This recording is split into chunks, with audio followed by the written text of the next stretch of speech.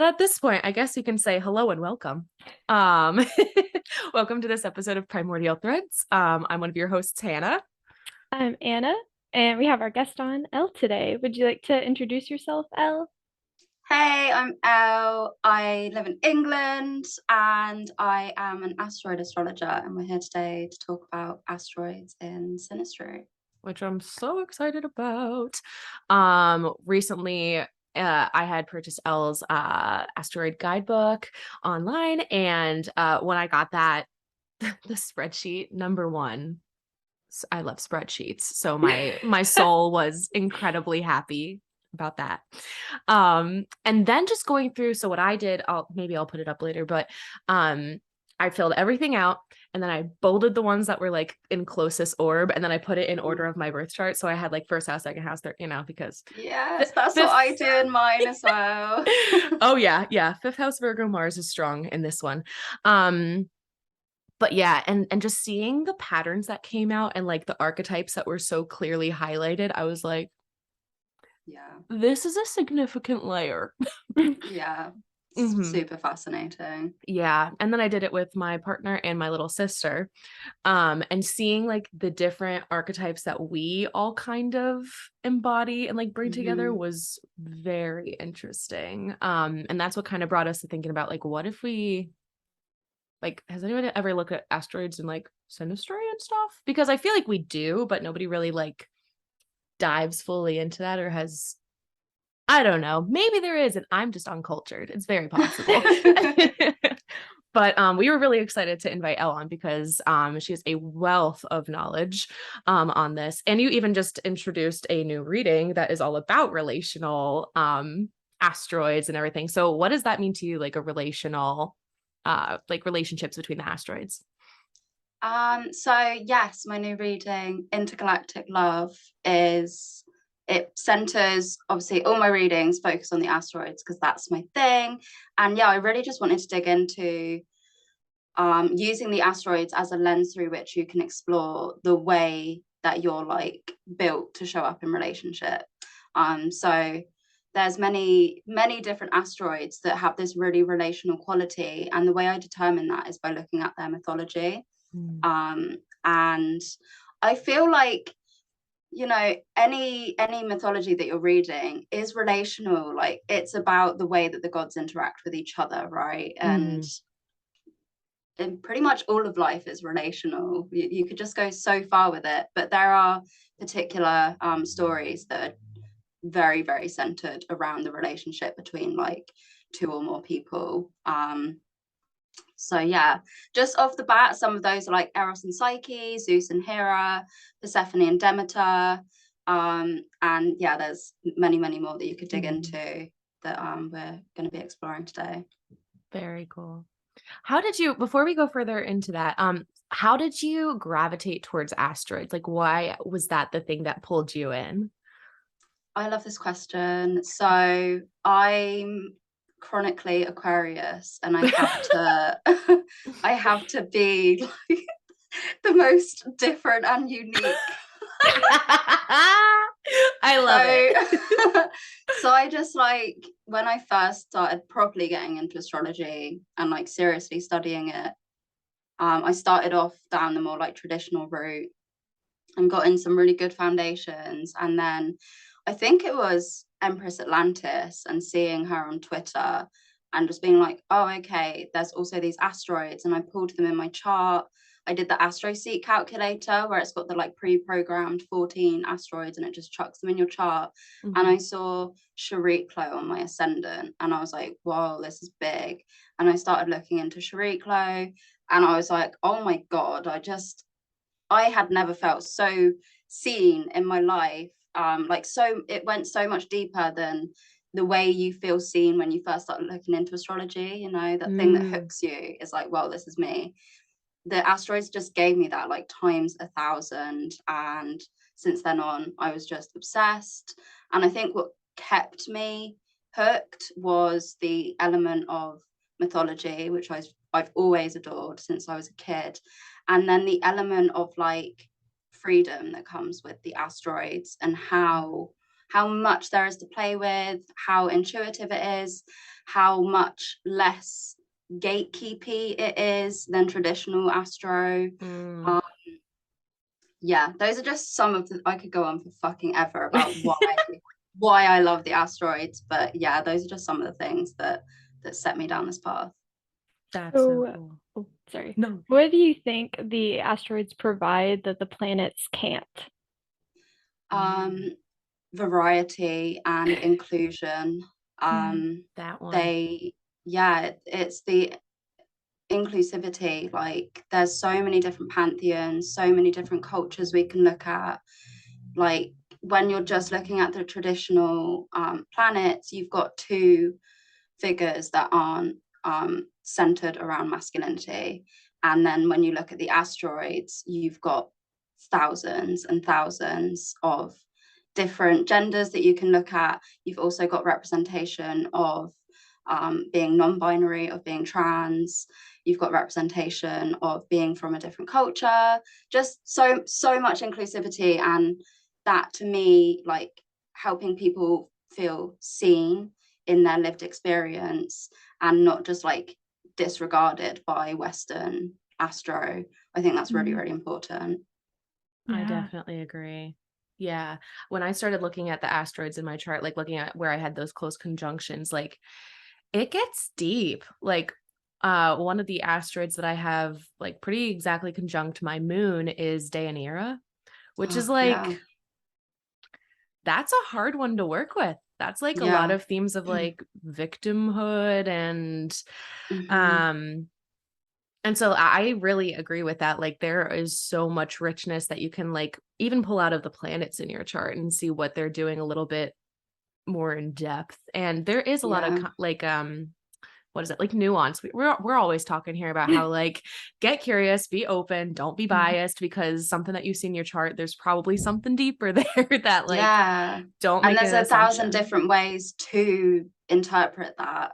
So and I love with the asteroids, like, for me, it enables me to pinpoint stories that would otherwise take me like maybe an hour to find just using the planets. Like with an asteroid, I'm just like, bang, here's the experience, let's talk about that.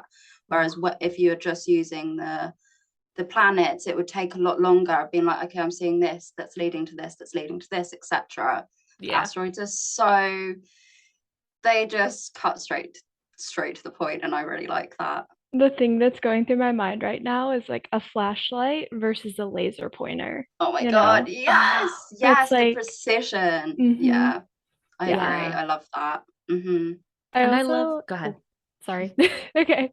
I really liked too. I was listening to your Apollo episode, and I just loved how you guys talked about the fact that some of these mythic characters that we're really drawn to might actually be really prominent in our own charts, you know? And like, I have loved Athena since I was little, and I'm a knitter, so I'm super into the whole like weaving archetype and stuff, you know? And Pallas is right nestled in my stellium. So I was like, wow, okay, that's cute. Yeah, they're so literal. And even like the non-mythic ones, like there's a Roald Dahl one, and I've always been obsessed with Roald Dahl, and I always struggled with nightmares as a kid, and I used to read Roald Dahl to like help me get to sleep. That would be my comfort. And there's a Roald Dahl asteroid, and he's conjunct my 4th house moon. So it's just like so literal. It's so cute, and it, like, even just with those like non-mythic ones, it's like there's not much more to dig into, but it's just really cool to be able to be like, wow, yeah, no, like I was really drawn to this always, and then there it is in my chart. That is so cool. I guess I have a question. With the non-mythic asteroids, I know with the mythic ones, you kind of look into the stories and stuff to be able to bring that depth of delineation for them. So do you just look at what they have physically going on with themselves for the non-mythic ones? Yeah, so the non-mythic ones, there is definitely less to draw from, and I don't personally use them in my practice, but yeah, so some of them are named after real life figures. So like there's a Sigmund Freud one or a Jung one, so you could look at their life, and if you had that really prominently placed in your chart, you might see a lot of correlation between your life experiences and their life experiences. You could even like say with the young one, say someone had that conjunct their midheaven, that might be someone who a viable career option could be something like psychoanalysis or psychotherapy or something. Oh, cool. Yeah, that's cool. I like that a lot. Awesome. Let's see. I had the questions that I had. Well, I guess we've been talking about like what makes, prominent asteroids in our chart. Could you briefly describe like what makes an asteroid prominent for people? Yes, of course. So I recommend when you're starting off to just keep it simple, and you can definitely change this as you become more familiar with asteroid astrology. But to begin with, I recommend looking at asteroids that form conjunctions, squares, or oppositions within a 5-degree orb to the traditional planets, and then just conjunctions to the angles as well. And I look at the nodes as well. So yeah, you're just I like dealing with conjunctions, squares, and oppositions because they're very obvious in your chart. And I mentioned this in my ebook about how like a trine and a sextile denotes ease, and so you're not necessarily going to look at an asteroid that's trine a bunch of planets in your chart and be able to notice its effects as much because it's working, it's just operating, you don't even have to think about it. Whereas those gnarly squares, you're going to be like, yes, I get that, I feel it, I've lived that. And then that's what's going to show you like, wow, this is real and this is exciting. That's cool. Yeah. I know. Yeah, there was there was a lot when I was diving into my stuff. How do I want to phrase this? When you see an asteroid like on the ascendant, how do you typically see that manifest? Because I know our ascendant, we all know our ascendant is our rising sign. It's our first house. It's, I guess, how we're perceived by the world, like the face that is presented to the world most typically. But like, how do you see asteroids like play into that? So when an asteroid is conjunct the ascendant, I see the person as like an avatar for that archetype. The correspondences between the person's lived experiences and the mythology associated with the asteroid is going to be undeniable. It's going to be just so loud. And yeah, that like I feel like I can't say more than that. It's just going to be so literal, so loud and literal. That's going to be one of the best places to start if you really want to get like see and understand like how an asteroid can show up from your chart in your life. Try and find one conjunct the ascendant or conjunct the ruler of the ascendant, and you'll quickly start seeing yourself in this mythic mirror. Yeah, that's cool. I thought it was kind of cool looking through too, just to plug all of the asteroids that weren't the traditional Greek pantheon, like I found a lot of the more like Slavic based stuff in my chart on different points, and I thought that was cute because my family's like from Eastern European descent. Okay, so I was like, I was gonna say, cute. Do you have yeah, that's awesome. Yeah, like I have the Norse asteroids are ridiculously prominent in my chart. Like I don't know of any Norse roots. I probably do have some. I'm very, very British. But yeah, it was like when I plugged all those in, I was like, okay, like calm down. I see you, like yeah, that was so funny when that happens. You look, Hannah, your face is saying that the same happened to you with the Norse. Yeah, with so I'm a Taurus rising, and I have Freya conjunct Venus, which I thought was that's so cute. Yeah, I thought it was really nice. Very cute. Okay, but also that totally relates to you as the as the what, Anna? Read me like a book. I'm just thinking, like Freya was very much like the what's the word?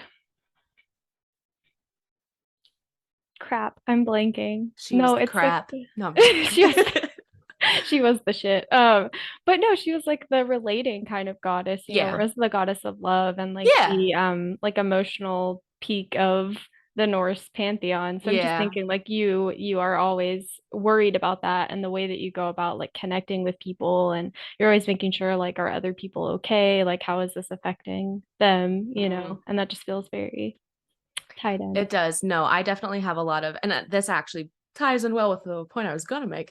I liked seeing how different like aspects and goddesses, asteroids that are like, for example, Aphrodite, Venus, Freya are all like different aspects of the same kind of archetype. Yeah. And those were all prominent in it. So it's like, this is a recurring theme That's that cool. is Yes, prominent for you. 100%. I Yeah, and found that's a really good way to like cross pantheons. If you can see in someone's chart, like, okay, Aphrodite is really prominent, Venus is really prominent, Freya is really prominent, Hathor is really prominent, then you could be like, this person is extremely, extremely Venusian, and you know, whatever their heritage is, or whoever they feel most drawn to, they can start exploring that deity in their associated mythology to understand themselves better. yeah, I had the Slavic, basically Saturn on my ascendant. So Nice. hello. Our Capricorn Saturn friend. So do you see that often that like, I know I kind of mentioned it, but like certain, when you do go through all of those asteroids of people, certain archetypes are like stronger repeatedly through different asteroids in their charts? Yeah, for sure. I feel like one of the biggest patterns that shows up for me, and this is clearly like just the type of people that are drawn to me, is like Persephone-esque people. I work with a lot of people who either have Persephone very strongly placed in their chart, or they just have lived a life that's kind of similar to Persephone's mythology, or the symbology, because no one's getting kidnapped by Hades in real life.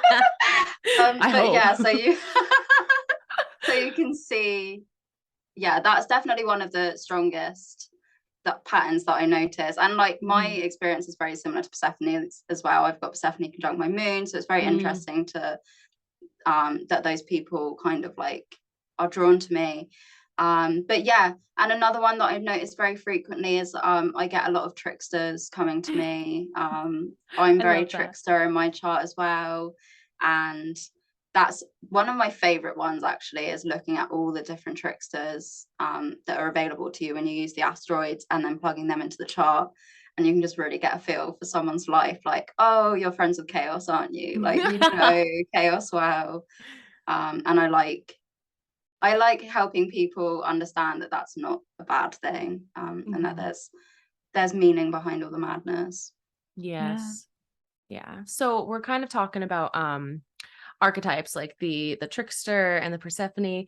How do you define what an archetype is? Like, how do you kind of get a solid idea of like, this is the archetype we're working with right here? Such a good question. So I'd say, first off, to understand archetypes, you want to be reading like a lot of mythology, or you like, if you're really, really not into mythology, you can also grasp archetypes through just like watching films and reading books and consuming media and stuff, because the archetypes are very much alive today. But essentially what an archetype is like a piece of personality, I guess. Like, there's different archetypes that you can interact with, and I do believe that we've got many, many different archetypes within us. But an archetype essentially is like a fragment of personality that exhibits just particular character traits and behaviors. So you've got, as we said, the trickster. So this is like Loki, Gina from Brooklyn Nine-Nine. She's such a trickster. That's a great example. Sherlock Holmes, like Hermes or Mercury is a trickster. So tricksters are your ones that you can't quite like figure them out. They're quite mysterious and they're very cheeky and they like to play tricks, but then they're very, very good problem solvers. And you'll see this really recurring theme with tricksters in any media, that the the people in charge, they like hold the tricksters at arm's length because they're chaotic and unpredictable. But then when they're in deep crisis, they need the trickster to come in and figure out their problems. So people who are really aligned with the trickster archetype will have this experience of like, you need me, but you push me away. Like, you're scared of me, you're scared of my energy. And so trickster people will have, understandably, this like deep wound around like, why am I always pushed away, but like I'm always needed as well, like maybe feeling a bit used and things like this. And then you've got you've got other archetypes, like I guess the lover could be an archetype. It kind of depends on like who you're learning from. So like the archetypes were developed by Carl Jung, and I think, I want to say he did like 12. There's like 12 core archetypes, but then other people will split that off into loads and loads of different ones. But yeah, that, I feel, hopefully that answers the question. No, I love that on that. Because it's a very ambiguous, something that we talk about all the time, but like when you come down to defining it, it's kind of ambiguous because everyone, it's part of the unconscious. It's hard to get a grasp on. Exactly. Something so large, it's hard to find the perfect words to encapsulate every single facet of the archetype, you know. 100%. Yeah, and I guess I should also mention as well, like the way that Jung presented archetypes to the world was like, this is something that is, we all have access to in what he called our unconscious. So the part of our mind that we're not consciously interacting with, but that very much drives a huge portion of our behaviors and our decisions.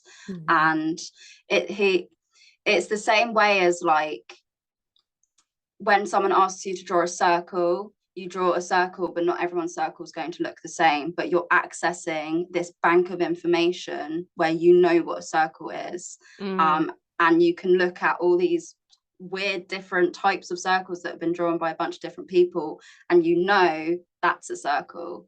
And so this is the same part of the brain that or the same part of the psyche or the consciousness that archetypes exist in. You come into the world knowing these, drawing from these, and they will always enact themselves and feed through into your life, whether you want them to or not. And becoming conscious of them just means that you get more of a say, I guess, and you can observe your behavior and be a bit more like, oh, I'm doing that. My trickster's really coming out. Maybe I need to rein it in, or maybe I need to lean into it more, or maybe the lover's not present enough in my life and I need to engage with that more. So it's just, it's a really cool, fun way to like know yourself better. Definitely. And once you know them, you do not stop seeing them. Like, they are everywhere. That was what I was thinking too, because I was thinking, as I think it kind of too is different layers to like the character that we play in life. I very much, for some reason, I just like visualize life as this like story, and like we're all different characters playing different roles in it. So it's like, for me, archetypes sometimes feel like the certain different roles that we are. I come from a theater background, so I was always typecast.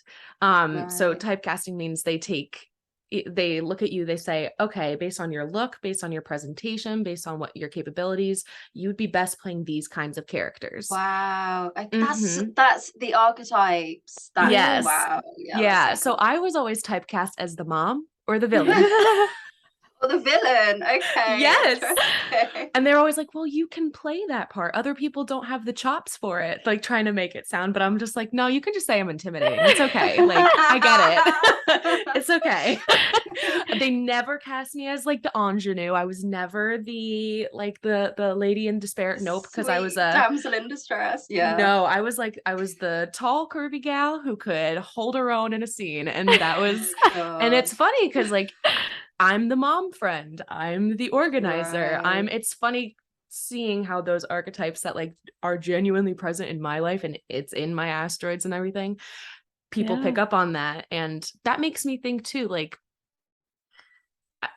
I mean, it's a question, but it's almost a question that like I feel like we know the answer to, is I feel we get drawn to people who fit in with our archetypes in a way, or like archetypes that like Mm, maybe we're playing out, we find the other half of that story, kind of like how you were yeah. saying like Zeus and Hera, like if we're kind of Mhm. living out more of a Hera, like maybe we're seeking someone who has that strong Zeus energy. Yeah, like um complementary archetypes. yeah, Mhm. yeah, do you guys Yeah. see that? Do you think that's, I Yeah, might be I think making that's assumptions, but yeah.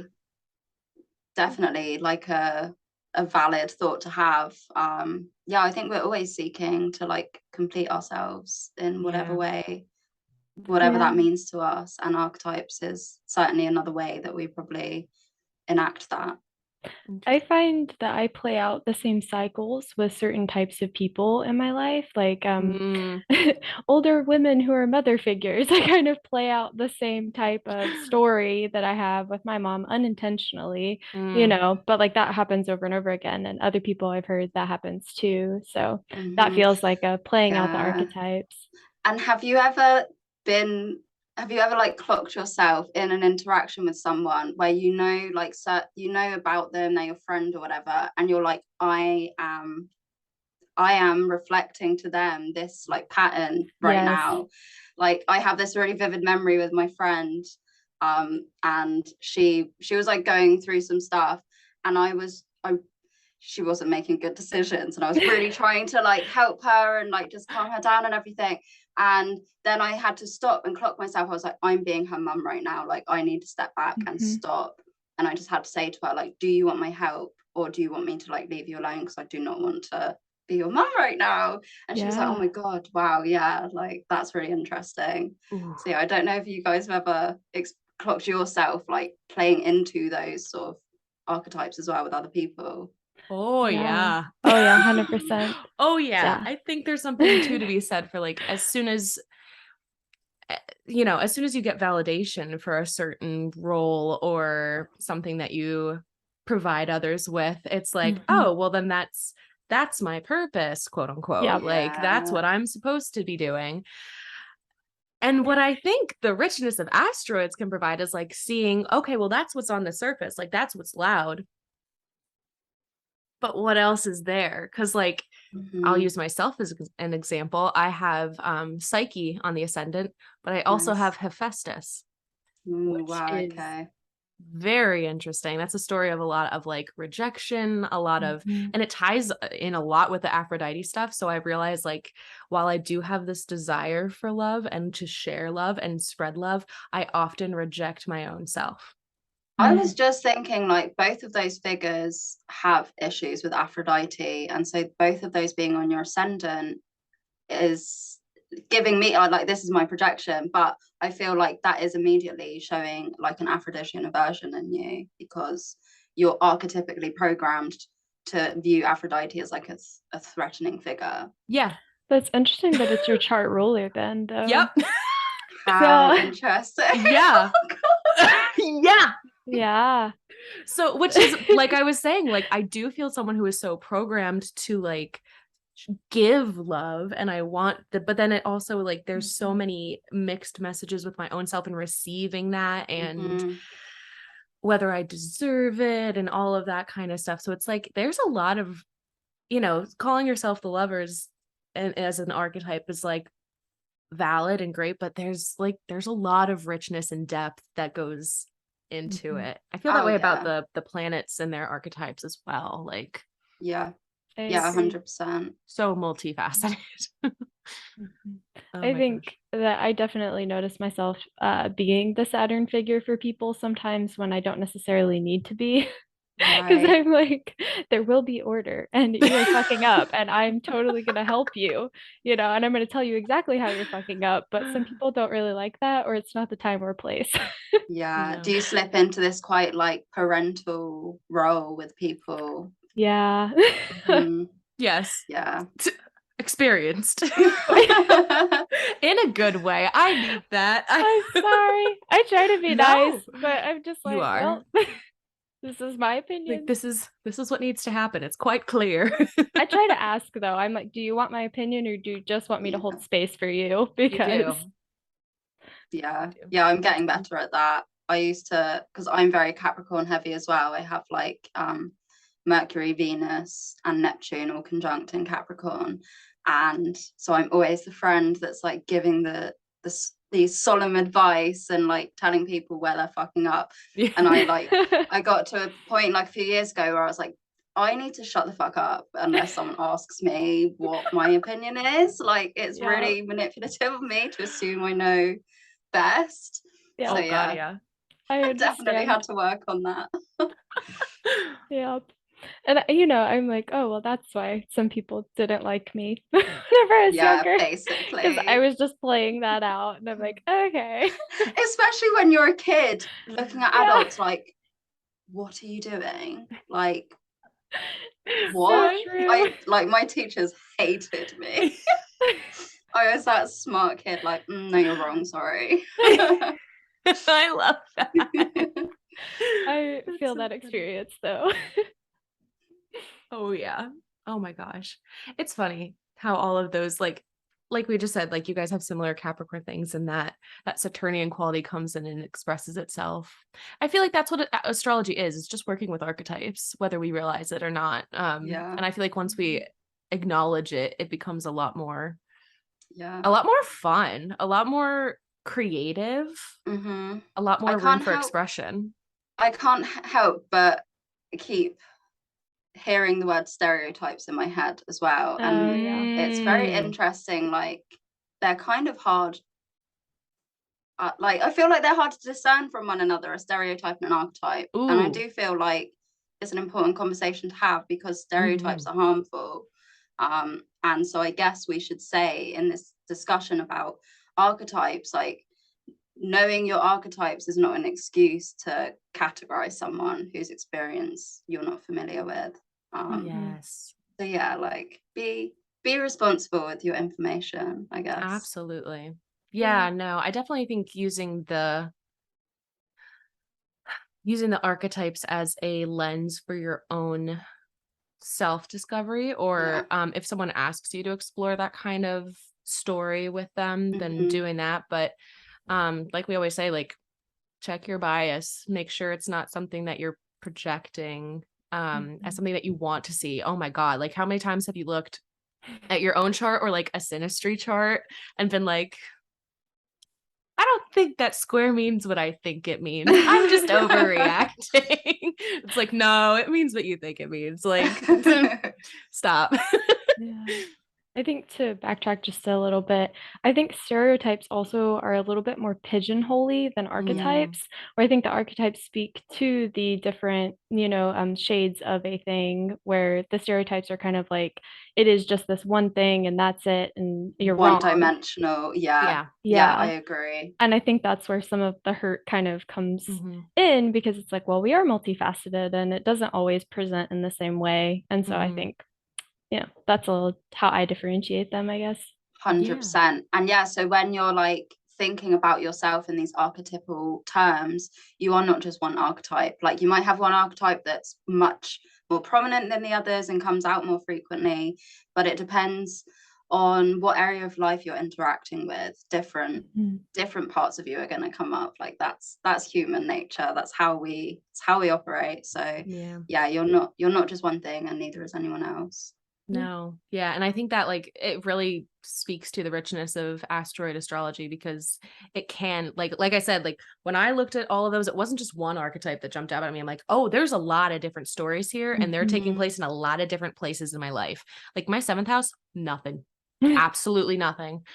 3, 5, 11 lit up in totally different ways. So like they're all telling different stories and like showing how I come to life in those areas in different ways, which I think is very cool. It gives so much more nuance than just looking at your planets does sometimes. Yeah, someone once described it as like the planets are your core ingredients and stuff, and then the asteroids are like the seasoning and everything that brings the meal together. That's beautiful. I love a good cooking reference. It's our Taurus moons. I was gonna say Taurus. Oh yeah, the both of us. Yeah. Oh yeah. Oh my God. So have you ever like utilized asteroids when kind of considering synastry, like not necessarily from, we don't really do synastry as a compatibility lens. It's more of a like, how do these two people's stories interact with each other? Where are they finding common ground, and what potential does that relationship have? So like, have you ever kind of looked at that with different asteroid stories? I've definitely looked at my own chart compared to the people I'm close with, and I'd say the ones I've looked at the most are probably Vesta and Ceres. Okay.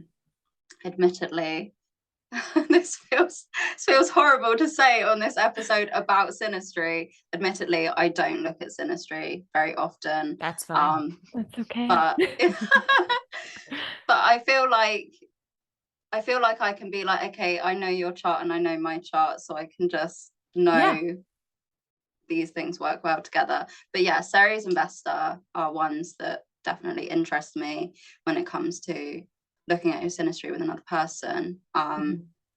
Would you like me to explain? Yeah, I was gonna say, like, yeah. why are those two kind of the ones you feel drawn to like explore your connection? I guess So, I would also, I'm sorry, yeah, just go to on. add another layer to the question, why not Juno in there as well?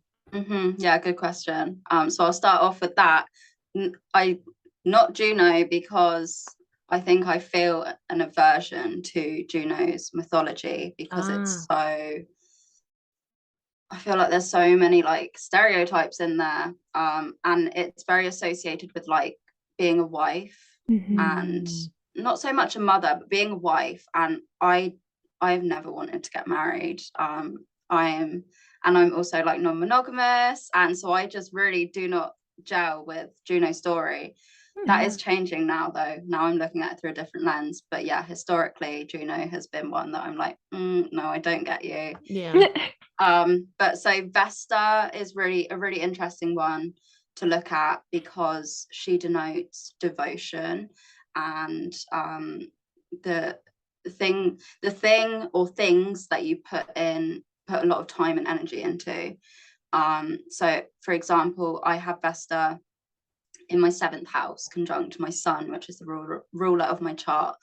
And so like, that's really cool. Yeah, it's a really beautiful placement. And like for me, that's showing, I'm really devoted to relationship, and to, it's in Aquarius. I'm devoted to figuring out like who I am, ruler of the 1st house, through relationship to the other, and through like being reflected, and that kind of thing. So Vesta is just a really gorgeous one, because if you have good Vesta synastry, it means that you're going to be pouring in a lot of time. You're going to also share, like, Vestal people are very, very, very good at just showing up and committing. She's very Saturnian.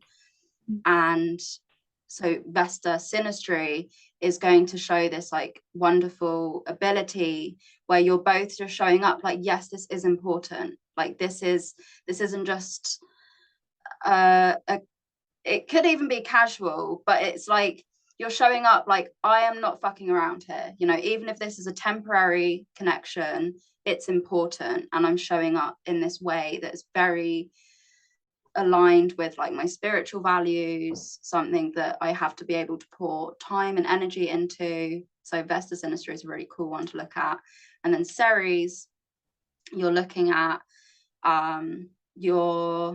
the nurturing that you received as a child. Ceres is going to be showing that. And so Ceres is then also going to be showing how, like, your capacity to receive nurturing as an adult.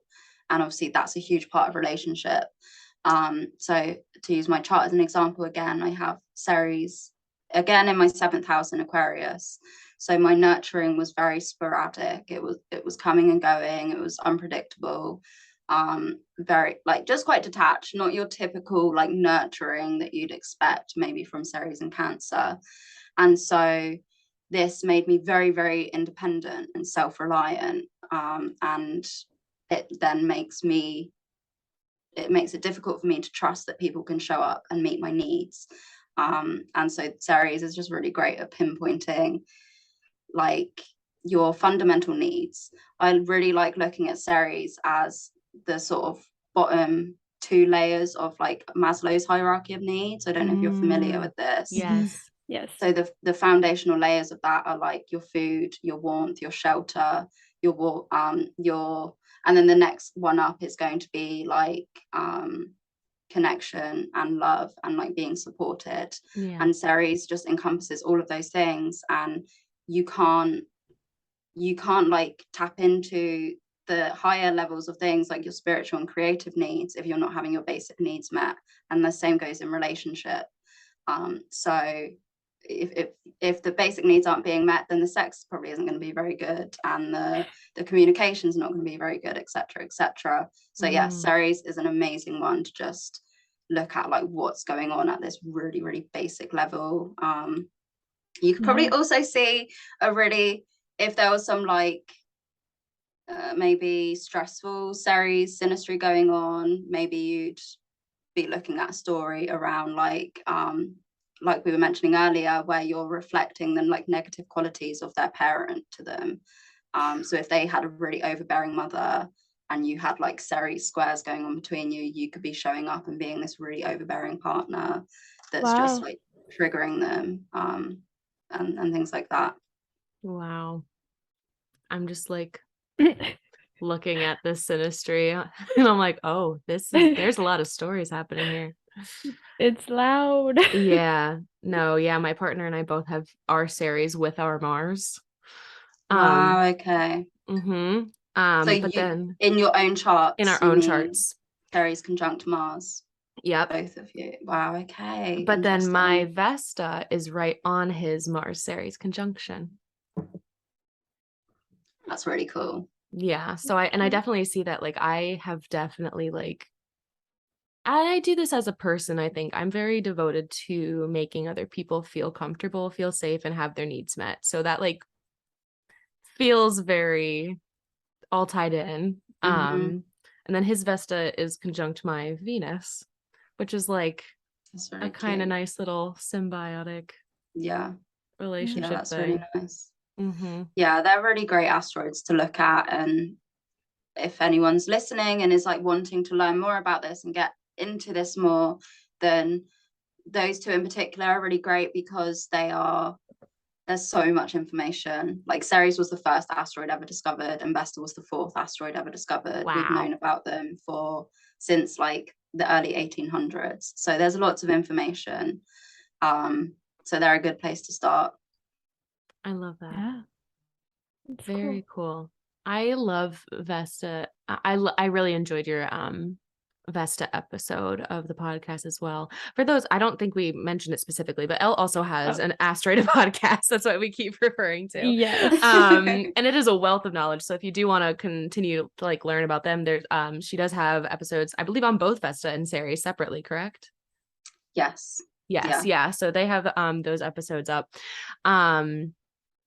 And I really enjoyed the discussion on, devotion, not just to devotion. Really, I think it does start with like devotion to the self, and devotion to your own needs and desires. That's a really interesting. It's interesting because it doesn't have to be addressed in order for you to be in relationship with others. But I feel like when you devote yourself to relationship, whether it's platonic, business, romantic, like some sort of devotion has to be taking place, and also realizing that you're devoting to yourself there. You're devoting to, I'm making commitment not only to you, but to me, that I'm going to show up here. Yeah, for sure. Yeah. So kind of looking at what Vesta is doing in your chart could definitely help with engaging in relationships overall, I would argue. Yeah, Vesta's archetype is one of like responsibility to the self, and that being the core of it, and then like that responsibility sort of reverberating out, like when I'm showing up in my rituals and practices that keep me centered and grounded within myself, then I can show up and engage with like work better, with my relationships better, with my hobbies, etc., etc. So yeah, Vesta is that's a good one. Fucking love Vesta. That was a much better way of saying what I was trying to say. That was perfect. Why did you chuckle, Anna? I noticed. Because Vesta's in my 4th house on my Saturn, and I'm just like all of the responsibility in the 4th house, always. Always. Okay, interesting. It's So also just in like, my of 4th course. house. Really? That's so Yeah. cute. Conjunct Pallas, actually, which is accurate. Today he goes, "You're the organizer. You're an organizer." I'm like, that is correct. Thank you for your observation. Oh my gosh. Anyways, so let me see. We do have a few examples of both. Oh, and then the one we didn't mention, but we'll stick with Vesta and Ceres for now because those are two I feel like super important just in relationships overall. Let me see here. Okay, so one example I found that I really liked was Brian May and Freddie Mercury from Queen. Because I really enjoyed learning about their relationship, and also just looking from the outside, it seemed very much like Brian kind of provided, he was so like, we're doing this, like I'm gonna be here and we're gonna figure this shit out. And he felt like a very, I don't know if anybody else, I might just be romanticizing this, but he felt very much like the kind of an anchor for the band, like kind of very much like he was there throughout like all of it. And That's very Vestal. He's yes, like the hearth. He's the yes. center. And then let me pull up, I put his and Freddie's charts together with Vesta showing. Do. Pardon me while I remember how to share my screen. Okay. Story of my life.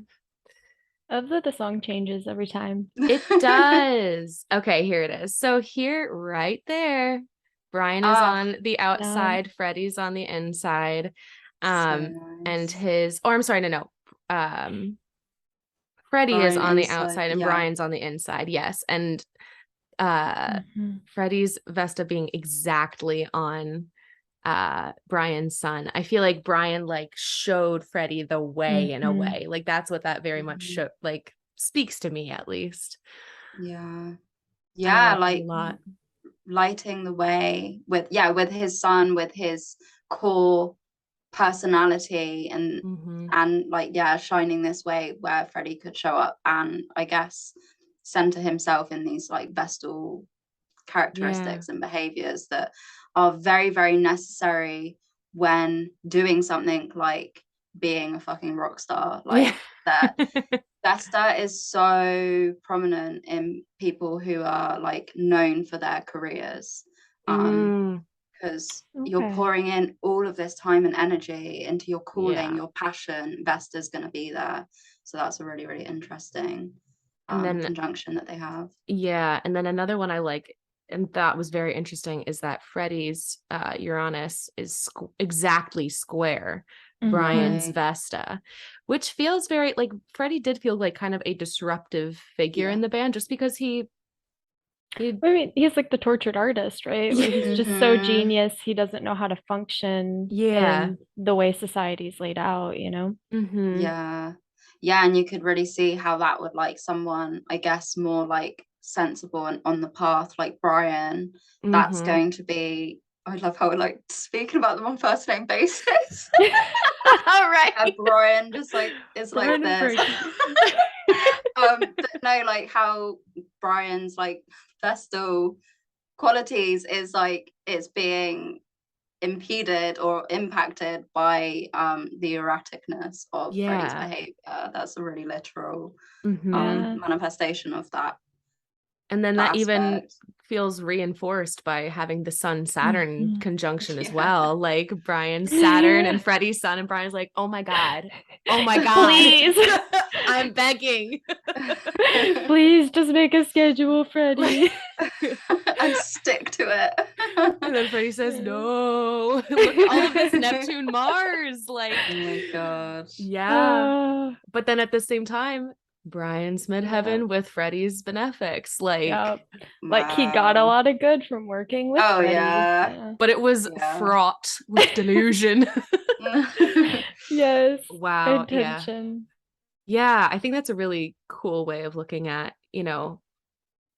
both the Vesta and then like we said, how like this conversation with the Sun and Vesta with the Vesta square Uranus shows up elsewhere in the chart as well. Like it's not you know, it's not just one dimensional, and it brings in other aspects like the Mars Neptune conversation.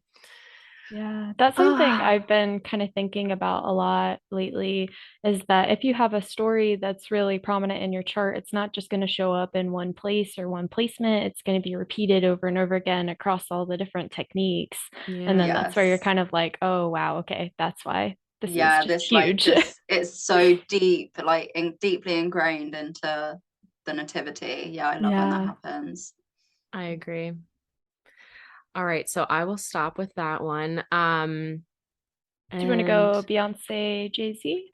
yeah, I actually didn't download their Oh. charts for because I didn't see. Oh, we don't have Beyonce's birth time, I don't think. I don't think we do But either. But there's a lot of speculation that she would be a Scorpio rising because she just is like, don't perceive me. Yeah, I was And gonna then say do that's not probably why perceive no me. one knows. She's like, I'm not telling you that. yeah, and then it would make her 10th house where all of her Wow. prominent stuff is. And I think her son would be in the 10th. Right. Ooh, that would be very interesting. Let me add them in and see. I struggle to see connections if I don't have the literal charts on top of each other. No, I agree. Because you know, um I feel like I have a peanut brain sometimes because I'm just like, I can't do this in my head. oh, I once I memorize something, I can do it a lot better. But that takes me a while. Memorization is not my strong suit. Is it anybody? I guess it's some people's strong suit. I'm projecting. I think of really stupid correlations to make me remember stuff, you know? Okay. Yeah, I don't know. That's the only way it works. Like I think of D&D every time I'm thinking of like domicile and detriment, like which one's across from each other. I'm just like, it's a D&D game. It's a D&D game. Oh God, we got to get that D&D astrology. Do you play Dungeons and Dragons, Elle? No, but I really want to. I really want to learn. Okay. Okay. We are genuinely trying to create an astrology D&D Oh my experience. God. Yes. Do you know how to play it? Yes, Yes. we've both played. God. So you could Okay, well, I'd be totally so do up for that. something. Oh, I Pretty lied. cool. There's definitely Synastry here. Okay. Ho, ho, ho, ho. Sharing my screen. Here she is. Okay, so W. Let's that's your see. thing today. I love it. I've been hanging out with Lane too much lately, and he's just saying W all the time because When it you means pick up- win. I know. I'm like, okay. You pick up your partner's habits. I hate it here. Okay. So, oh God, the colors are not helping me here. I think the inside is Jay-Z and the outside is Beyonce. Am I correct? Yes, because Miss Beyonce is Miss Libra Queen. The Okay. Vestas would be sextile then? Yep, loosely. I just think it's interesting that her Vesta is embedded in Yes, her work. everything that is happening here, Libra wise. And then you said you reckon, is that you? Did you say you reckon the stellium's in the 10th house? See, okay, that's the debate where it's like, is the stellium in the 10th house or is she a Scorpio rising and everything's in the 12th? That's where the people split because they're like, well, she's so prominent.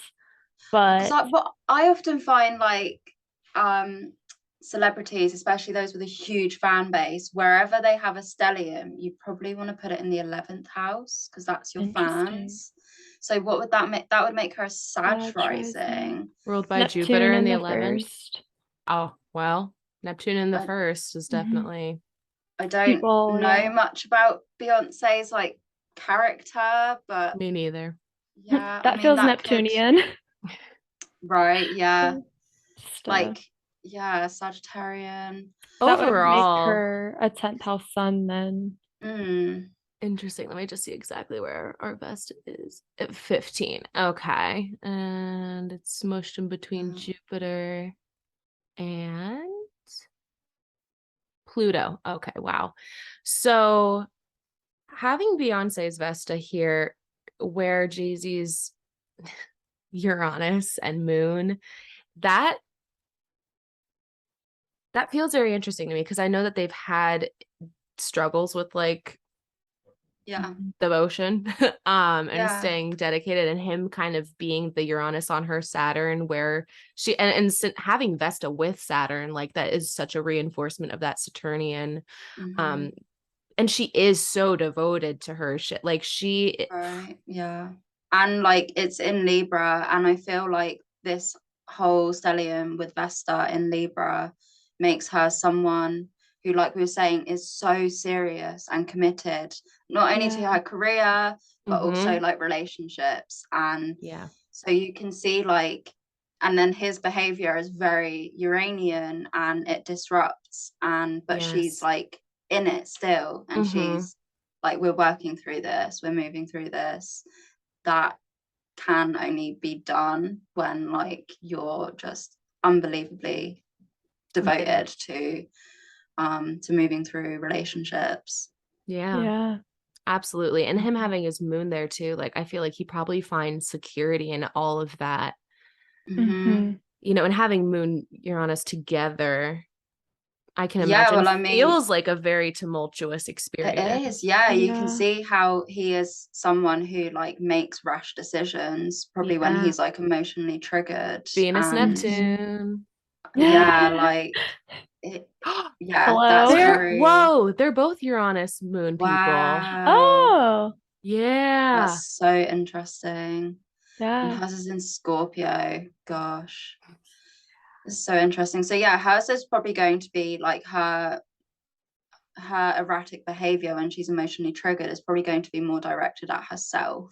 Mm, Whereas his is in Libra, so it's going to affect his partners. yeah, Interesting. Yeah. definitely. Yeah, Of I course, think they're that's like two of the most elusive people in Hollywood, so this is all conjecture. oh yeah, they have prominent Neptune stuff going on, so they're like, Yeah, that's just the artist's like signature, isn't it? Just being extremely Neptunian. oh yeah, yeah. You're a first house Neptune, my friend. You would know. Wait, oh, me? Yes. Yeah, yeah. Oh, Hello. me? Yes, hello. It is I. Oh, and I feel like also we should just say this.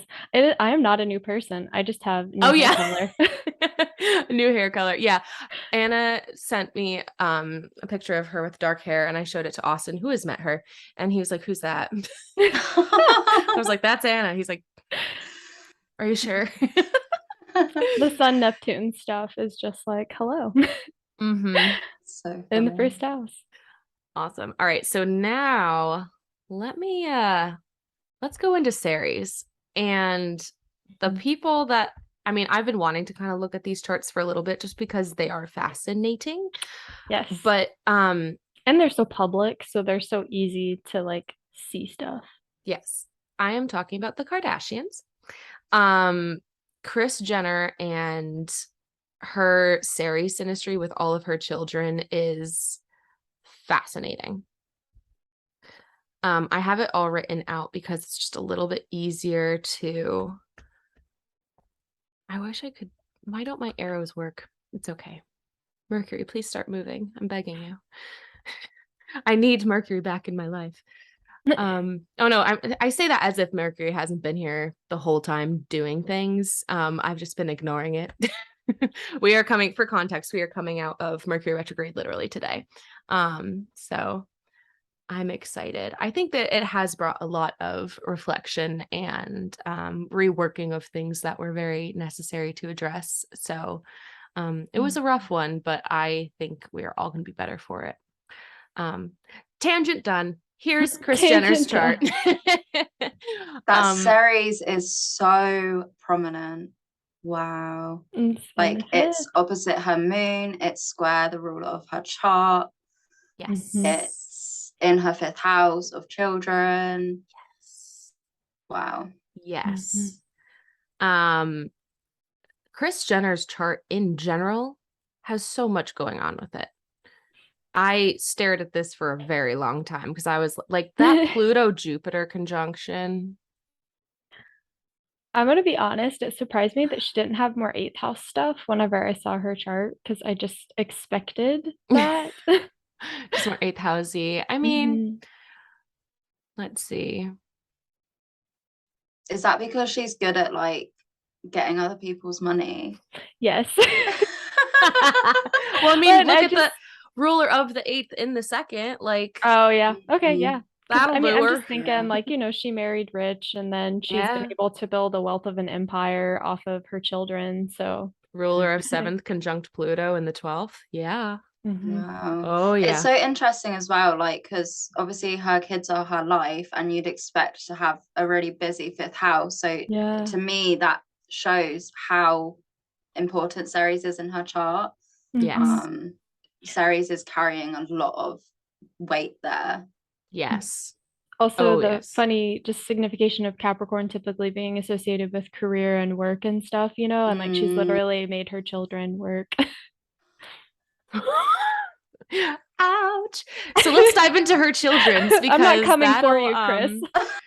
It's okay if you are. We can come for Chris Jenner. I'm sure she'll be fine. I don't know. Right. Her lawyers are real powerful. I am. Oh God. I am small. Oh God. Okay, so now here is Courtney. I'm gonna go in birth order. I love that. So we have her Ceres is in her first house, Pisces, which is in her mother's, which would be Chris's seventh house. And then her moon, I believe, is it's at least co-present with her mom's Ceres, if not closely conjunct. Let me actually.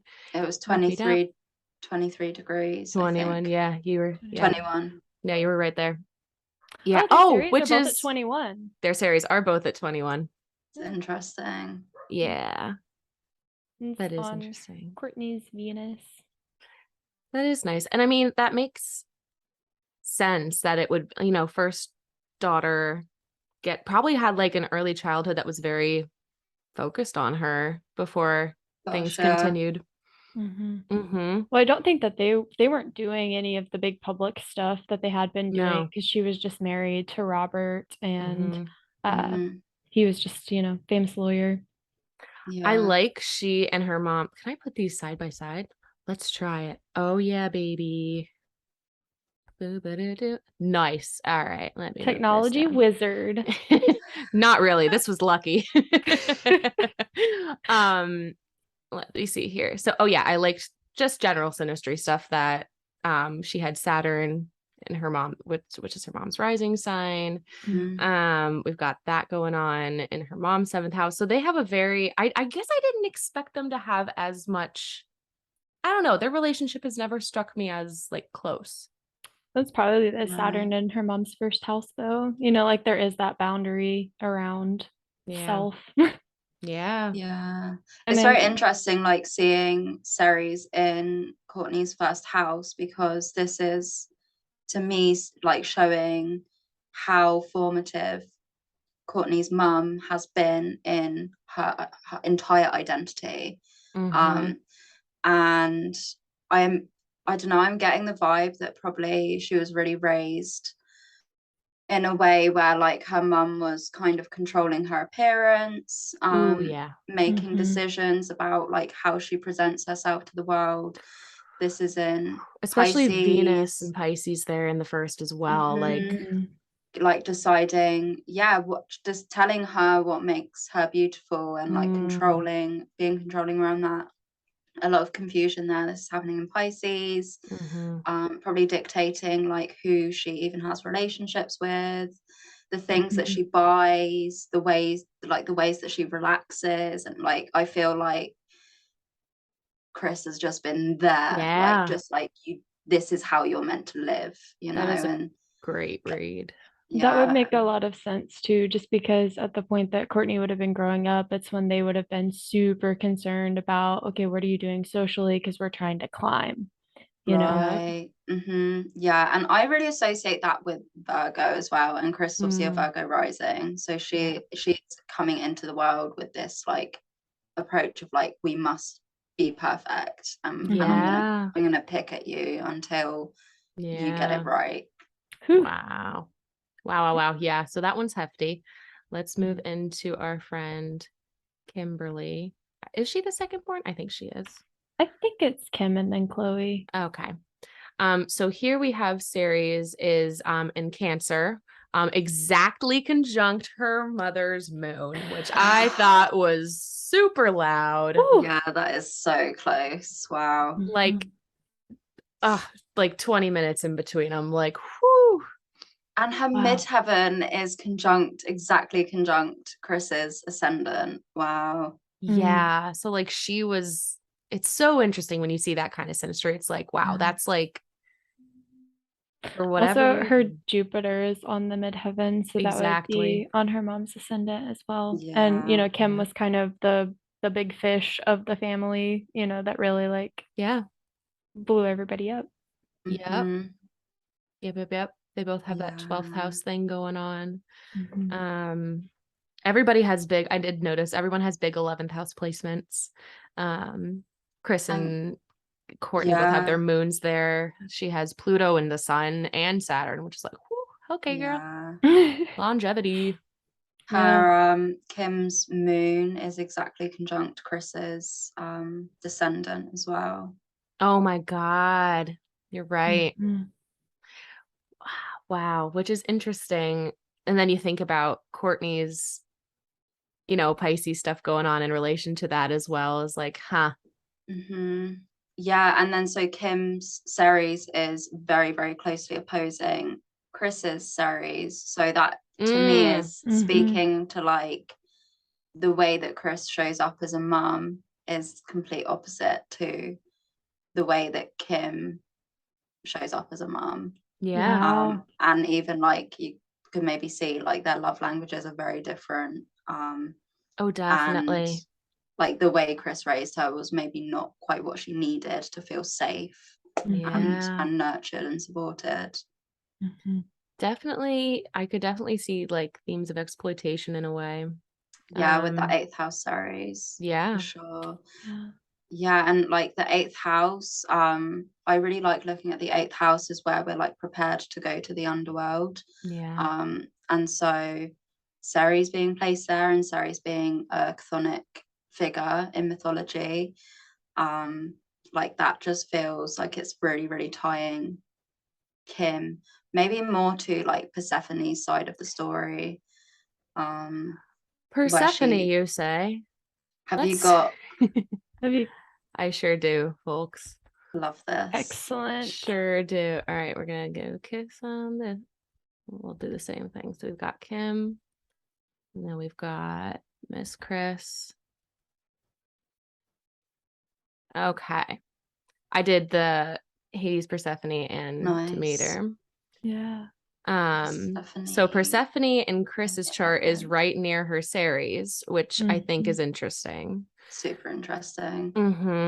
And then we have Persephone up here near her Saturn, which I mean near her mom's Mars. That feels kind of like yeah, it is close.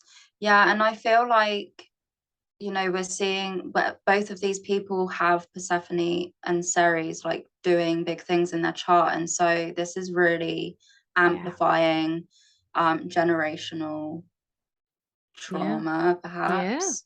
It doesn't necessarily have to be as big as trauma. It could just be a pattern. Generational patterns for sure. But yeah, so we're seeing like the way that Chris is showing up and mothering them is very much a reflection of the experiences she had as a child from probably her own mother. I don't know a lot about Chris's upbringing. I don't know if anyone does. No. But yeah, super interesting. And then Chris also has Demeter very prominently placed right there with Venus. Yes, she does, which is then funny because Kim's Demeter is conjunct her mom's Jupiter Pluto conjunction, which is like, whoo. And that's square each other as well. Yeah. Right. So that's another clash. So their Ceres are opposite and their Demeters are square. Yeah. Is that right? Yeah. So so like we were saying before, there's like that story like multiple places in the chart, Very interesting. They're definitely an interesting one just because of how she has you know, really like pushed Kim, you know, to be that person for the family. It reminds me of like what I imagine a pageant mum would be like. Oh yeah. Yeah. You know? Oh yeah. I think Absolutely. too, I'm not 100% on this, but I think that it was a lot of Kim wanting them to stop filming for a while because she wanted to give her kids space to be able to like be kids and stuff, which Oh, of course they're back to filming, so I don't know the finer details of it. Wow. But that would feel very like the oppositions and the squares from yeah. how Chris kind of brought them up in that filming world and how Kim was kind of like, no. Yeah. Yeah. 100%. I mean, Kim has that, whereas Courtney and Chris both have 11th house moons, Kim has a 4th house moon, you know, like Yeah. Mhm. she Yeah. probably has that desire more deep down to be more private, to be more. Yeah. Yeah, because obviously this Yeah. is an emotional need. So like Mhm. Chris and Courtney, it They need to be emotionally seen. fulfills them, yeah, to be very visible. At the complete opposite is true for Kim. So you can, it's very interesting because as we Wow. said, she's the figure that brought all this Yeah. fame pretty much, but then looking at their charts, she's the one that's probably struggles with it the most. Yeah. Yeah. That is so interesting. I love family astrology. Also, It's my sidebar, I just love that she has Saturn in Libra and she's trying to be a lawyer. Oh Oh, my okay, God, yeah, yeah, that's she really cool. is. All right, next up we have Miss And Chloe. Oh, sorry, go ahead. just No, go to ahead. go back to that whole lawyer piece, wasn't Kim's, what did Kim have with her? Oh, was it Persephone with her Saturn, right? Yes, yes. And do you know, has Kim said like why she wants to be a lawyer? Is it to help children or anything like that? I think maybe, yeah. I'm Right. not Okay. 100%. I would need to look it up. Let me try to Google real quick. Yeah, go So for it. I feel like that could be stemming from her experience as like being a Persephone figure who has this overbearing Ceres mother, and then so Yeah. that's driving her Oh, desire to. she says that she's very passionate about criminal justice reform and wants to advocate for those who she feels like were wrongfully convicted. Wow. Okay. Interesting. Mm. Yeah, and she talks about how her dad was a successful lawyer and Oh yeah, of all that. course. Mhm. I feel like That's that really kind of interesting. does I mean, that feels tie like, in with Persephone to me in a weird way. yeah, I mean, she was like wrongfully taken Yeah, and then, you know, in she was some put into a role eras. that she didn't necessarily ask for, Mhm. and then, you Mm. know, ended up Kim leaning was into put it, into but a role she didn't necessarily ask for. that's a Yeah, fact. that's very Persephone. Yeah. Yeah. And then it had major consequences for her life for like years to come. Saturn. Yeah. Oh yeah. We love Saturn. We love Saturn here. All right, let me grab Miss Chloe's chart. Us. Us? Saturn? Me? No. All righty. Oh, Chloe. Chloe. So Chloe has a Taurus series, which Opposite the ruler of her chart and her Mars. Holy shit. yes. I just feel like when the cameras go off, all of these people are at each other's throats. I've never watched the Kardashians. Do they I haven't argue either. on? Oh, okay. I just see a lot of memes of them like hitting each other with bags and stuff. I don't know why that's what goes through my head. Right. Yeah. No, I yeah. just feel like there's a lot of all this like Ceres Synastry that we're looking at is revealing tension. Yes, definitely. Especially Chloe's. Yes. Yeah. And Well, that I makes mean, sense. Like Chloe always seemed to me to be the person who got the brunt of so much shit. Yeah. Well, everybody Like makes definitely. Yeah, everybody makes jokes about her being OJ's child and, you know, Yeah, all she's that. definitely the most mistreated out of all of them. Yeah, So with the Malefic's maltreatment. in the highest point of the chart. Yeah. Whew. And then she has Uranus conjunct the midheaven. Baby girl. Girl. Oh, wait. And also the south node is up there too. Midheaven conjunct the south node. Wow. Yeah. Yeah. Which is interesting because Chris's north node is in Sagittarius. So it's like they have a nodal reversal thing going on.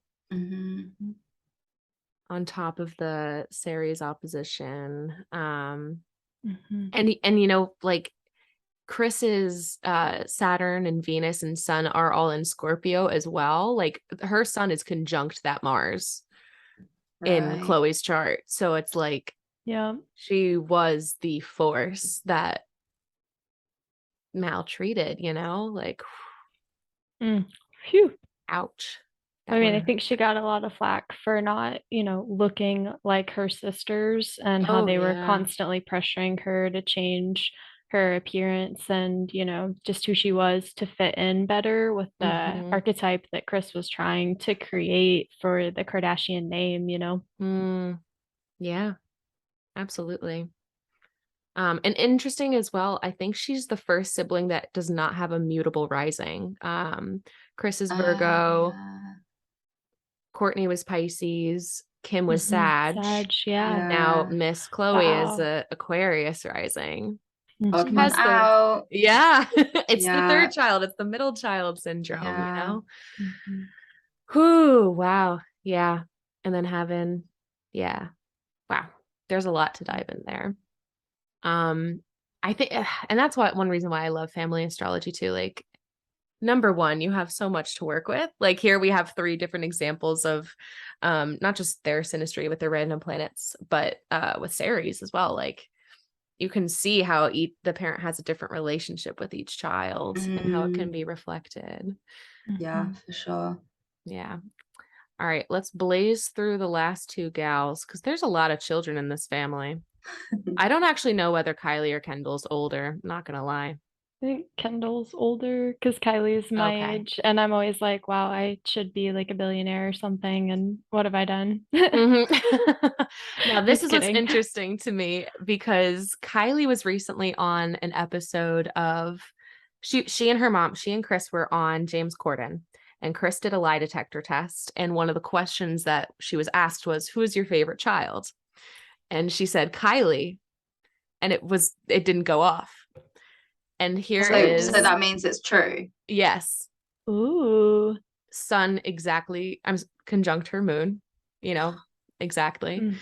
The Ceres in her 7th house over here. How is that interacting with Courtney's? What was Courtney's at? Courtney's Ceres? Hers is in Pisces too, right? Oh, I have too many things open. Ours was like 21 Pisces. Okay. 21, 9-degree ascendant. Oh wow, they both have 9-degree ascendants, but in different signs. But yeah, no, the Ceres is conjunct Courtney's. So this is making me think that Courtney perhaps did a lot of raising of Kylie and took on quite a parental role. That makes a lot of sense. True, like age-wise, that would make sense. I don't know what the girls' status was when they were like, you know, because the Jenner babies are different than the Kardashian babies. And I don't know what the home situation was at that time. But like as an oldest sibling, like I'm the oldest of 5 as well, like that naturally I feel like would happen. Yeah, my oldest sibling, she definitely raised me a lot. Yeah. I feel like that would, you know, and it's in Kylie's 3rd house as well, like Ceres in 3rd house, like literally being raised by siblings. Yes. And so like Courtney's ascendant being right there is just like the way that Courtney naturally shows up in the world is what Kylie needs to feel nurtured and safe. Yeah. And then Kylie has this Venus close to her mom's ascendant, like just getting that the source of affection or the recipient of that affection. Maybe Chris sees herself in Kylie in a way. They both have that water 11th house moon. Very interesting. And then Miss Kendall, I have not actually looked at Kendall's chart. I'm curious because she gives me like independent vibes. Like she strikes me as She like goes, it feels like she goes off and does her own thing much more than the Yeah. others. And Aries Yeah. rising, okay. yeah. Interesting that both of Yeah. the Jenner babies have cardinal risings opposed to the rest of the family. That must be something from Caitlin. Yeah. Yeah. Yeah. Oh, I didn't even grab Caitlin's chart. That would actually be really interesting to see where her series is at even. Anyway, I'll grab that. I think it's interesting that she has Ceres in Libra. I'm curious what that's doing with the Libra stuff in Kim's chart because I Oh. wonder. All right, so Kim has 28 and 21. So she's at 28 Libra, and then this I think it was 27. Yeah. Mhm. Interesting. I wonder if Kim kind of took on more of a like maybe Formative. parental performative role with Kendall than with Kylie. Oh Yeah. yeah. Where it's like Yeah. Courtney took one of them, Kim took the other. Yeah.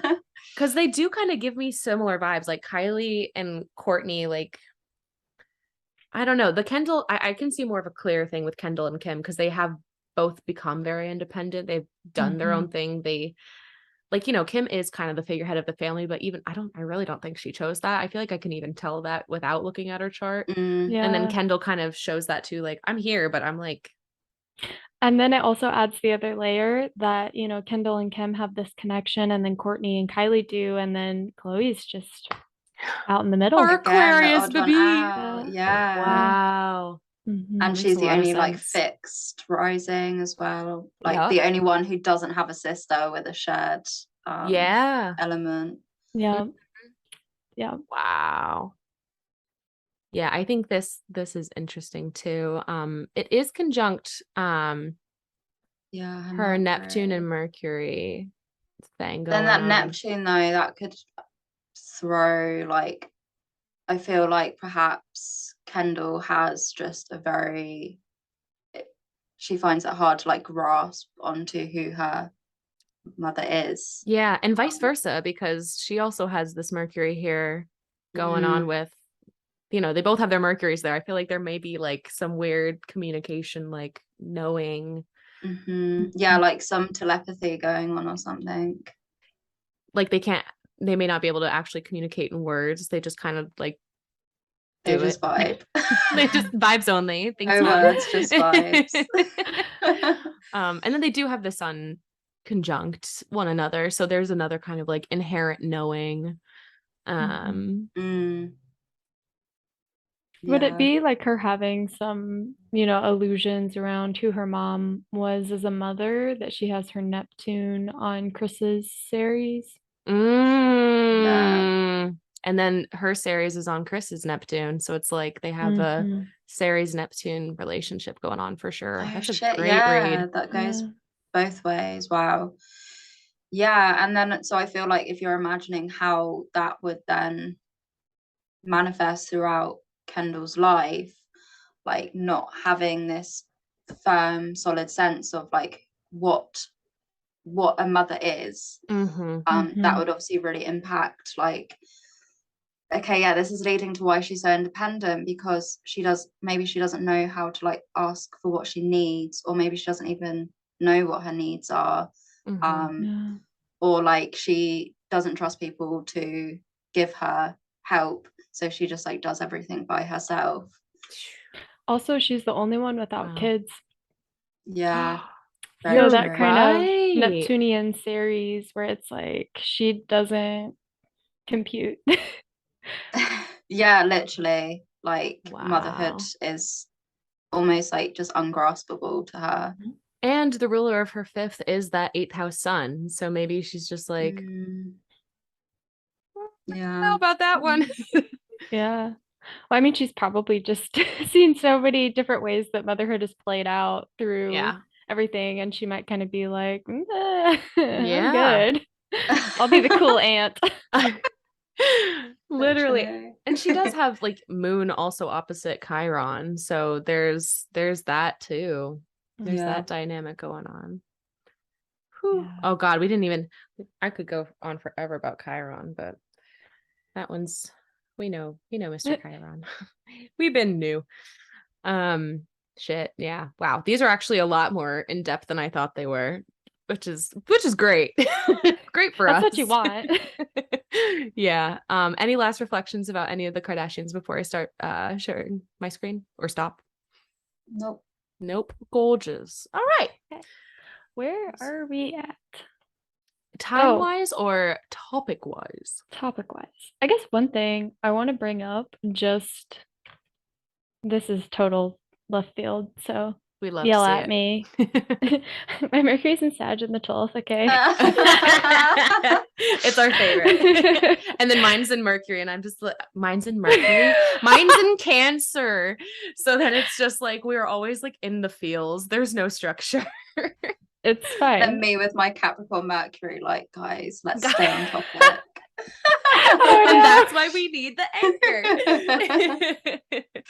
Oh shit. Okay. What are you saying? So just to like get into kind of like asteroids in general and like what came to me as I was listening to some of Elle's podcast episodes and the baby guidebook and things like that, or the asteroid guidebook, it was kind of like Elle was talking about them being these, they almost felt like scattered parts of yourself, and I was thinking about how asteroids are formed and how it's like, two things impact each other and then it just like shatters out, and then that's the asteroid, it's like a chunk of something else that you're missing.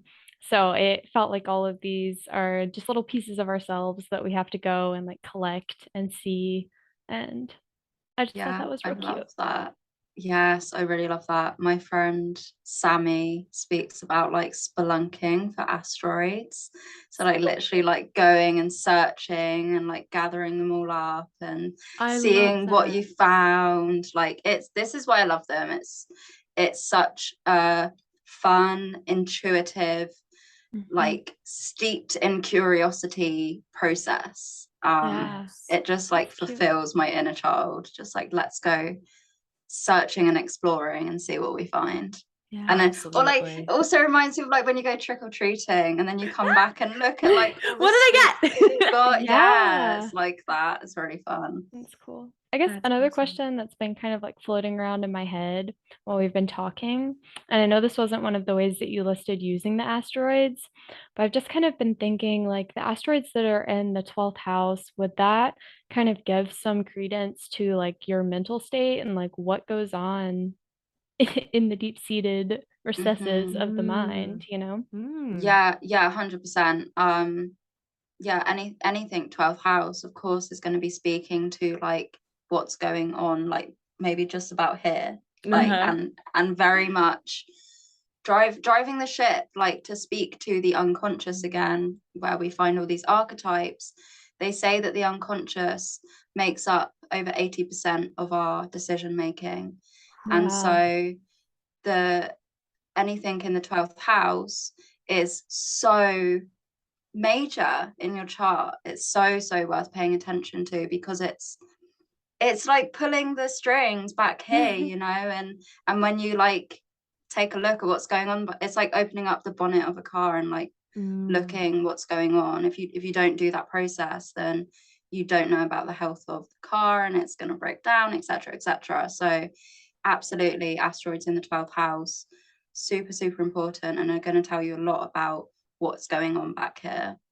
Yeah. Interesting. In general, I noticed that like I really liked seeing where I had either a lot of asteroids or like asteroids in very specific conversations throughout the houses, because that's such a cool way of just diving deeper into those areas of your life. Like, what archetypes are you, I think we mentioned this before, but like what kind of archetypes are you playing out or experiencing in different areas of your life? Like, you know, I'm trying to think if I have any specific examples. I don't think I do off the top of my Or head. do you But keep playing these out over and over again? yeah, well, I guess I do have an example. Like I have like Vesta and Pallas in the fourth house, and all of the asteroids going on in the fourth are very strategic. They are very like devotion, bringing together. Whereas in my third house, it's a lot more like I have Apollo and Chariklo conjunct my sun, and I have Freya in there, so it's a lot more like creative energies. Yeah. Which very much translates into my life. Like I am a very creative songwriting writing kind of person. I'm the oldest of 5 kids, so like the third house influence, and we all sing together, we all make music together, so like that's very literal. And then in the fourth house, it's like, but in the family and in my home itself, like I am the strategizer, I am the glue. So it's cool seeing the different, like the dichotomy between the different archetypes that you are, I guess, bringing to life in the different areas of your chart like that. Yeah. Yeah, that's a really cool way of looking at it. Like I have Pallas in my 6th house in Capricorn, so it like that is just perfectly encapsulating Pallas's energy. Yeah.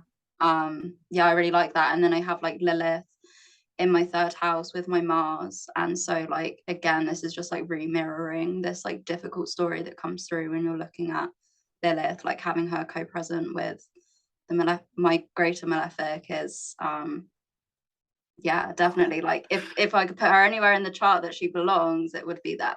Yeah. Yeah. Me thinking about, I have the muse of tragedy conjunct my Saturn, my malefic out of sect in my 11th house. Do you write sad songs? Hello. That's what I write songs for. I only write Yeah. songs when I'm sad. Yeah, I just have literally. July playing through my head. Oh yeah, I Me do have crying music on out. the microphone. You were July. Oh yeah, it's yeah, that's exactly. And that's, God, I really loved the muses, going through and seeing the muse asteroids in my chart. Yeah, they're really, really cool. Those are really neat. But yeah, and what you said too about looking in for the malefic out of sect and seeing what's going on with asteroids in there, like that can, asteroids feels like such a, like a doorway to healing. I mean, that's kind of how I look at astrology in general, but it's like finding this is, it just opens so many more windows and doors and little cracks, and the wind's blowing in, and I love it. Was Yeah, Chiron the 100%. first asteroid that we kind of Nope, it was Ceres, wasn't it? It was Ceres. Yeah, I want to say Chiron was in like 1850 or like 1870s maybe. I can't remember what his number is, but I'm pretty sure they are. So like Ceres was the first, she's 1, that's her asteroid number. I'm pretty sure they are assigned numbers in order of discovery. I think so. Yeah, I think they still stick to that because obviously we're in the like tens of thousands of named asteroids. Yes. Yeah. I think they'll stick to that. Yeah. And that, with that being said, where we kind of touched on this earlier with like Ceres and Vesta are a good place to start. Where would you recommend people start if they do want to dive into asteroids and use them as mythologies for like methodologies for learning more about themselves? So is this like you're asking what resources are worth checking out, or like what asteroids are good to check out first? Either or. Okay, so I recommend to just like start digging into the asteroids. I think a really good place to start is AstroSeek. As we mentioned earlier, it just pulls up 14 asteroids for you. You don't have to choose anything. So it's really easy to find that. You can just search asteroid calculator, AstroSeek, and it will be the first thing that comes up. So have a look there, see if you've got any prominent ones. And then when you've like had a little look at some of the meanings of those figures, then I recommend going to astro.com. This is, you really want to get familiar with astro.com because that's the like the hub for the asteroids. So with that, it's all alphabetically listed. So if you know like, oh, I'm really interested in Aphrodite, you just click A and then scroll down and you'll find Aphrodite. So yeah, that's why I recommend like the websites that you start with.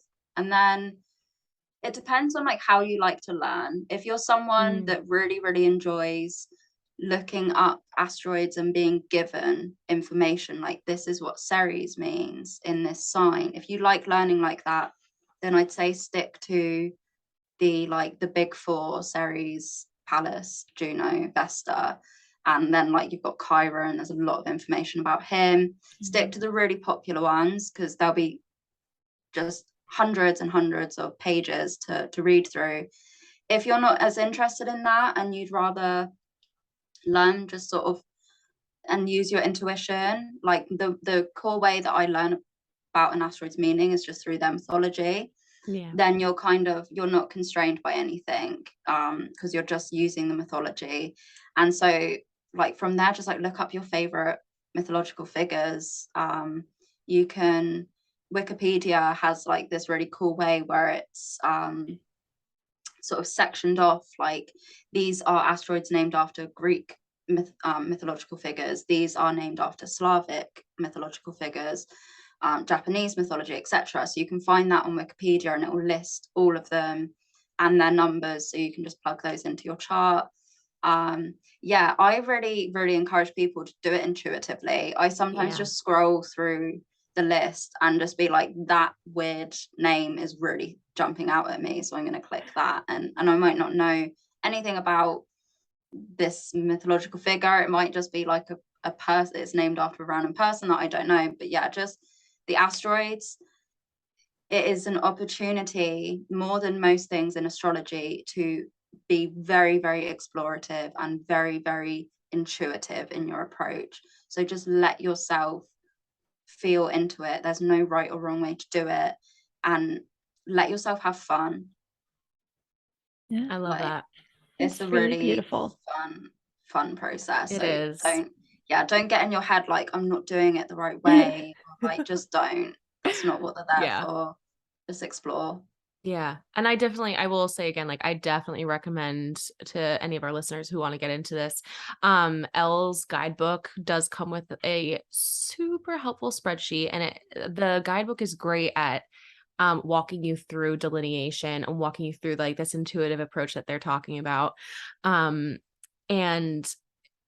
it genuinely is so valuable, and I really do appreciate you like contributing that to the astrology space, because it has been.